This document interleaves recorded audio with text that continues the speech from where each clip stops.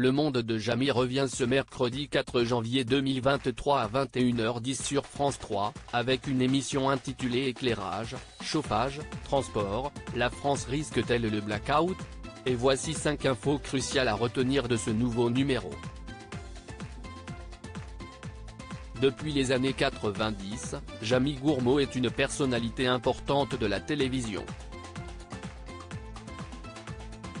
Entre 1993 et 2014, il passionne petit et grand avec son émission culte CIST Pas sorcier, co-animée avec Frédéric Courant et Sabine Quindou. Et depuis 2014, il continue de vulgariser la science dans le monde de Jamy.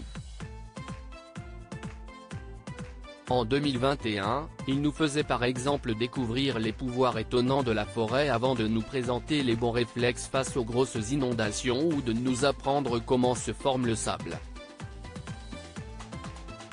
L'année dernière, le journaliste lançait même une nouvelle émission quotidienne intitulée C'est Jamy. Ce mercredi 4 janvier 2023, il fait son retour avec un nouveau numéro du Monde de Jamy consacré à la crise énergétique. Alors qu'un tiers de nos centrales nucléaires est à l'arrêt, risque-t-on vraiment de se retrouver dans le noir cet hiver? Pourquoi certains réacteurs sont-ils hors service? Qui ou quel secteur sera touché en premier? Comment réduire nos factures d'électricité à la maison ou mieux isoler nos logements? Jamy Gourmaud répond à toutes ces questions que les Français se posent. Qui décide des coupures d'électricité? Dans cette émission intitulée Éclairage, chauffage, transport, la France risque-t-elle le blackout? Jamy Gourmaud nous apprend que l'électricité est produite en temps réel car elle se stocke très mal. Routière, réseau de transport d'électricité, pilote 24 heures sur 24 la production. Cette tour de contrôle évite les coupures de courant, mais peut aussi les déclencher.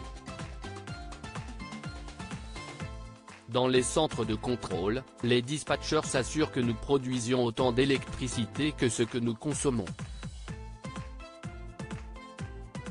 Sinon, si est-il la panne routière, qui vous préviendra 3 jours avant, pourra ainsi décider de coupure, essentiellement entre 8h et 13h et vers 19h. Pourrons-nous téléphoner avec un portable en cas de coupure? Parmi les nombreuses questions auxquelles répond cette nouvelle émission, pourrez-vous téléphoner avec un portable en cas de coupure de courant? Cela paraît compliqué. Si l'antenne relais de votre opérateur est coupée, votre mobile sera hors service.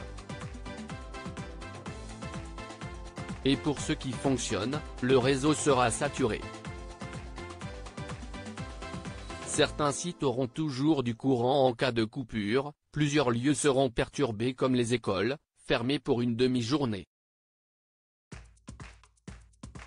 Vous pourrez toujours prendre le métro, le tramway et le TGV dans la mesure où le réseau ferré n'est pas concerné.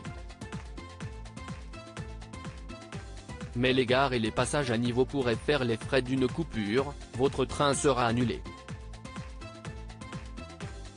En revanche, certains sites prioritaires auront du courant quoi qu'il arrive, les établissements de santé, les casernes, les postes de police, les tribunaux et les prisons.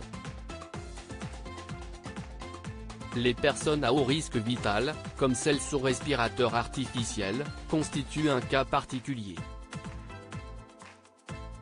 En cas de coupure, Enedis les contactera personnellement 3 jours avant afin de les diriger vers un hôpital. Aucune ligne ne sera bien sûr coupée sans prise de contact et garantie. Que se passe-t-il chez nous en cas de coupure?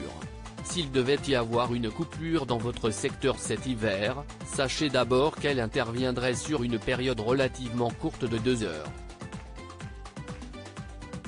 Le congélateur n'a donc pas le temps de dégeler. En revanche, vous n'aurez bien sûr plus de box internet, de chauffage électrique ou de portail pour sortir votre voiture. Idem pour l'éclairage public dans votre quartier. Des moyens de moins consommer. Premier facteur, le chauffage. Diminuer d'1 degré la température dans les pièces de notre habitat permet d'économiser 8% sur la facture de chauffage.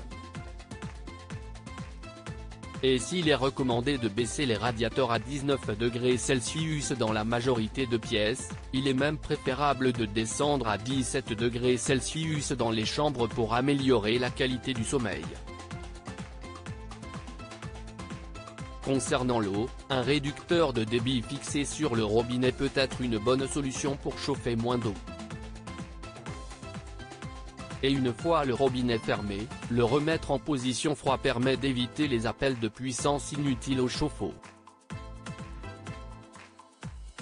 À lire aussi Jamie Gourmaud, Le Monde de Jamie, France 3, Je rêve de gravir le Mont Blanc.